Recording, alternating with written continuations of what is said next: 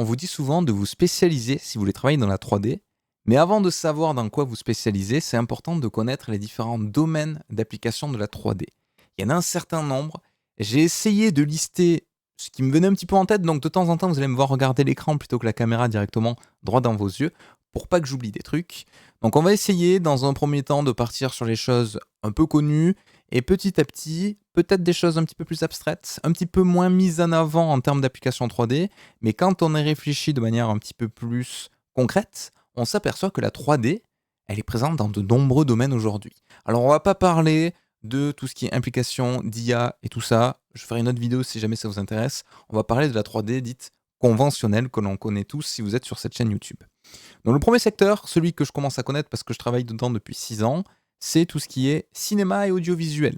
Pour ceux qui ne savent pas, je travaille dans un studio de films d'animation pour long métrage série, donc cinéma, télé, à Toulouse.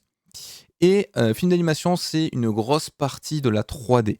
Donc dites-vous que si vous voulez vous spécialiser en film d'animation, ensuite, il faut savoir dans quoi vous allez vous spécialiser dans ce secteur. En fait, il y a des secteurs et des sous-catégories. Ça dépend vraiment de la granularité que vous voulez donner à la descente de l'implication de la 3D. Mais film d'animation, que ce soit pour film ou série d'ailleurs, ou VFX, qui est un petit peu particulier, ce sont vraiment des spécialisations qui sont concrètes, qui représentent une part importante de la 3D aujourd'hui et que je trouve la plus intéressante de mon côté. Qu'est-ce que ça veut dire? Ça veut dire que déjà, il faut bien distinguer film d'animation CGI et VFX. Des fois, certaines personnes, c'est un petit peu flou pour eux et c'est tout à fait normal. Quand on parle de film d'animation full CGI, donc Computer Generated Image, ça veut dire que l'intégralité de ce que vous regardez est générée par un ordinateur. Quand vous faites un rendu 3D avec Blender, c'est du CGI. Quand vous regardez un film Pixar, c'est du CGI parce que 100% des images ont été créées, rendues avec un ordinateur. Des fois, il y a des séquences 2D ou autres qui traînent à droite à gauche, mais la globalité, c'est full 3D. Quand on parle de VFX, c'est très spécifique. Ça diffère en plus en fonction des studios, des appellations, des pays et tout ça. Mais globalement, les VFX sont les visual effects, donc les special effects, des effets spéciaux qu'on va rajouter sur des live action. Un live action, c'est quoi? C'est par exemple Spider-Man, l'Odyssée, Pirates des Caraïbes. Tout ça, ce sont des films qui sont filmés en prise de vue réelle, sur lesquels on va rajouter une surcouche avec de la 3D, mais pas que. Ça peut être également du motion design, motion graphique pour faire tous les overlays animés dans la combinaison, dans l'armure d'Iron Man. Ça, c'est des effets spéciaux, mais encore une catégorie spécifique avec du motion design. Donc vous voyez, il y a des catégories dans des catégories dans des catégories, c'est assez complexe. Mais ça, c'est des VFX, parce qu'on va venir prendre par exemple un plan d'un film, on va reconstituer un décor 3D par rapport à ça, on va faire du motion tracking pour ajouter une explosion ou autre qui n'existait pas dans la prise de vue réelle. Donc pourquoi ça s'appelle des effets spéciaux? Parce que c'est quelque chose qu'on va rajouter par-dessus le film qui a été tourné au préalable. Donc ça, c'est les deux branches principales du cinéma, du film d'animation, du VFX, de tout ce qui est audiovisuel en quelque sorte. On a également seconde catégorie, là aussi très connue, vous connaissez tous, sont les jeux vidéo et divertissement. J'ai mis divertissement parce que maintenant on a des expériences immersives, par exemple dans des musées ou autres. C'est pas vraiment du jeu vidéo, c'est pas non plus un film d'animation parce que c'est interactif, c'est plus du divertissement. Jeux vidéo également, une grosse partie de la 3D. Beaucoup de personnes d'ailleurs souhaitent s'orienter dans la 3D à cause ou grâce surtout aux jeux vidéo, pas à cause parce que c'est pas mal, hein, grâce aux jeux vidéo. Pourquoi je dis à cause? Parce que beaucoup de personnes souvent se fantasment un petit peu l'idée de créer des jeux vidéo de A à Z, c'est quand même très complexe. C'est très complexe. Maintenant, de plus en plus, vous avez plein d'outils qui sont mis à votre disposition, donc c'est vraiment chouette. Mais il y a des personnes du coup qui commencent en se disant ok, moi je vais faire du jeu vidéo, et en fait, en cours de route, elles s'orientent peut-être sur du cinéma, sur de l'architecture ou sur des trucs qu'on va voir après. Donc c'est très bien également de... moi je suis passionné de jeux vidéo, je pense que ça se voit avec ce que vous avez derrière. D'ailleurs, si ça vous intéresse, j'ai ouvert ma chaîne secondaire où j'explique un petit peu tout ce qui est présent dans ma collection. Je mettrai le lien soit quelque part, soit dans la description, soit en commentaire épinglé. C'est une chaîne qui est à part. Si jamais vous voulez voir, pour ceux qui aiment un petit peu le rétro gaming et tout, c'est avec plaisir, je mettrai le lien.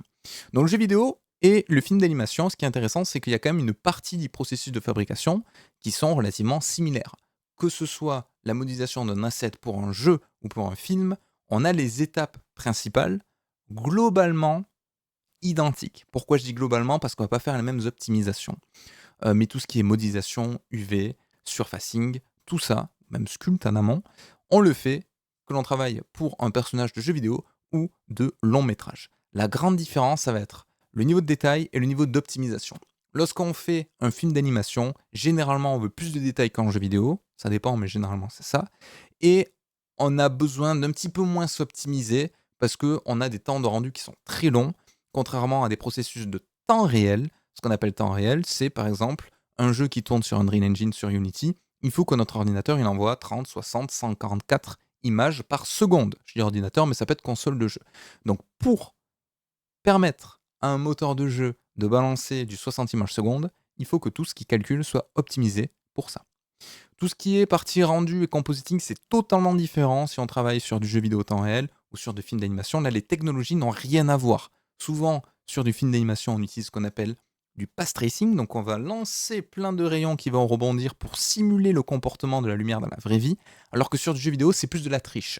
Donc voilà, il y a quand même des différences, mais globalement, vous pouvez très bien transiter du film d'animation au jeu vidéo ou inversement. Et ça se fait quotidiennement. Il y en a plein qui passent d'un secteur à l'autre.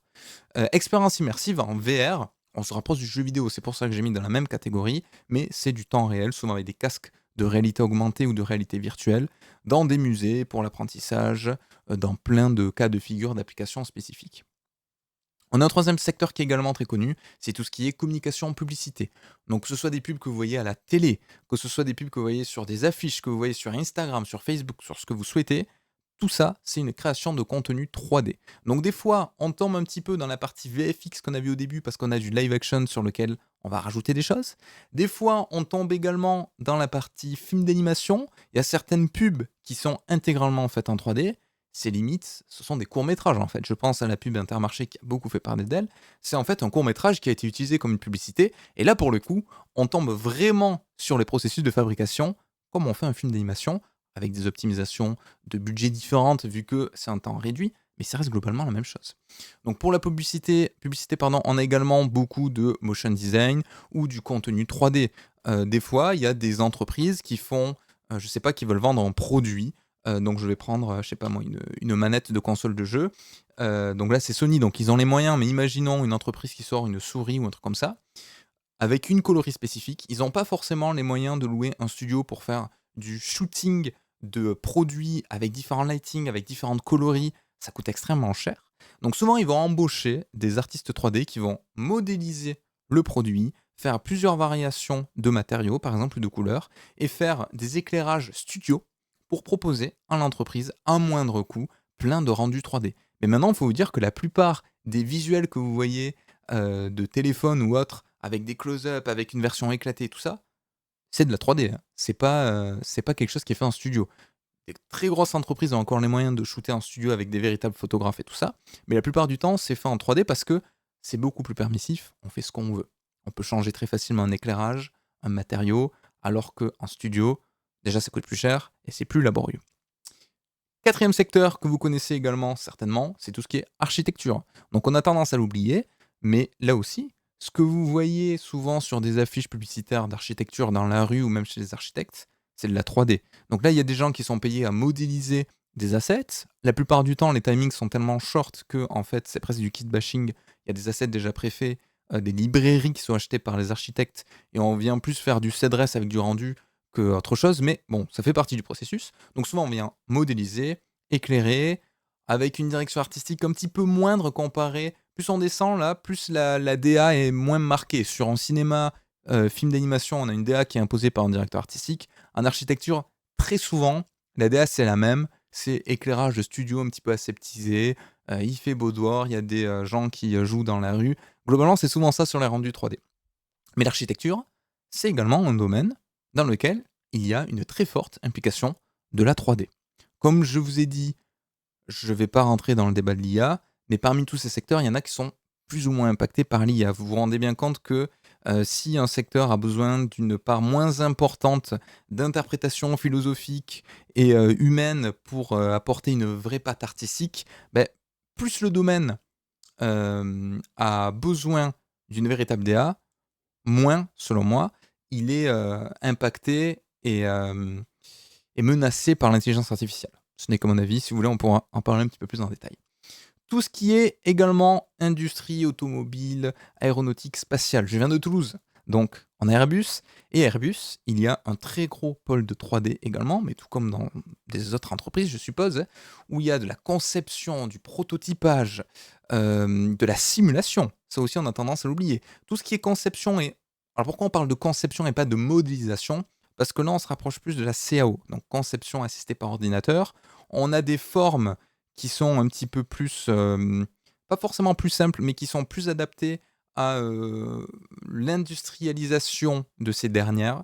C'est-à-dire que quand on fait une modélisation d'un asset pour un jeu vidéo ou autre, on n'est pas obligé de respecter certaines normes, alors que quand on fait des conceptions et du prototypage pour l'aéronautique, le spatial ou autre, on a quand même des formes qui doivent pouvoir être usinées. Donc tout ce qui est impression 3D et tout, ça change un petit peu la donne, mais historiquement, c'est plus comme ça que ça fonctionne. Et on a la partie simulation. Donc il y a des logiciels comme, je sais pas, Katia, il y en a plein, qui sont assez connus, vous pouvez chercher sur Internet si jamais ça vous intéresse, qui permet de faire des véritables simulations, un peu différentes de ce qu'on fait dans Blender, par exemple. Dans Blender, on vient simuler des choses pour que artistiquement, visuellement, elles soient jolies. Quand vous travaillez chez Airbus, Boeing ou que sais-je, quand vous faites une simulation, c'est pour savoir si vos ailes à l'atterrissage, par exemple, vont pas exploser. Donc, bon, c'est quand même quelque chose qui est un petit peu plus critique. Donc là, les algorithmes de simulation sont beaucoup plus poussés. C'est vraiment quelque chose qui va calculer la pression, etc. C'est ce qui est fait également dans l'automobile, avec les flux d'air pour savoir comment ça circule et tout ça. Il y a également une partie qui est un petit peu moins connue, tout ce qui est design et mode, mais il faut savoir qu'il y a de plus en plus de logiciels qui permettent de faire par exemple je sais pas, des vêtements ou autres. Euh, il y a par exemple Marvel's Designer qui est assez connu, qui permet vraiment, à la base c'était un logiciel qui était adressé aux stylistes et qui au final est utilisé dans la 3D pour faire des simulations parce qu'il est extrêmement puissant. C'est un secteur qu'il ne faut pas négliger, qui existe. Également, secteur que j'aime beaucoup, c'est tout ce qui est médecine, santé, sciences, recherche, pour tout ce qui est imagerie médicale. Donc moi, j'avais déjà été contacté à l'époque, malheureusement, je n'avais pas le temps de travailler avec eux, mais des personnes qui faisaient des prothèses, pareil, on a tendance à l'oublier, mais des prothèses pour aider des personnes en situation de handicap ou autre, c'est quelque chose qui se fait beaucoup. Donc là, c'est de la modélisation 3D ou de la conception en fonction des processus. Souvent de l'impression 3D qui prend le relais, mais pour tout ce qui est chirurgie également, ça peut être utilisé, l'imagerie médicale d'une manière globale, et pour la science et la recherche, pour des visualisations, des modélisations scientifiques, c'est quelque chose qui également peut être intéressant. Donc plus le côté santé et recherche globale. Donc il y a la fabrication, l'impression 3D. Donc là c'est pareil, pour du prototypage, pour des pièces spécifiques, pour de la production. Il y a plein d'entreprises qui se sont lancées avec des concepts tout bêtes, mais qu'il fallait y penser. Ça peut être des supports de téléphone, des supports de manette, des trucs pour la voiture, des trucs pour votre PC, qui sont basés sur l'impression 3D. Parce que maintenant, en fait, la limitation qu'on avait avant, c'est que si vous modélisiez quelque chose chez vous en 3D pour le quotidien, il fallait passer par des entreprises qui manufacturaient vraiment ça. Ça coûtait très cher, les processus de fabrication. Maintenant, une imprimante 3D, ça devient de plus en plus abordable. Ça reste un coût, hein, mais ça reste plus abordable qu'une commande numérique à plusieurs dizaines, voire centaines de milliers d'euros. Et ça vous permet d'usiner, par exemple, chez vous, des impressions 3D. Donc ça, c'est également quelque chose qui prend de plus en plus d'ampleur. Et ça peut être également pour du hobby. Il y a des personnes qui vont vous payer, par exemple, pour modéliser des figurines de jeux de rôle en 3D. Et chez eux, ils vont l'imprimer et le peindre, par exemple. Donc là aussi, il y a plein de milieux qui commencent un petit peu à se déployer sur ça.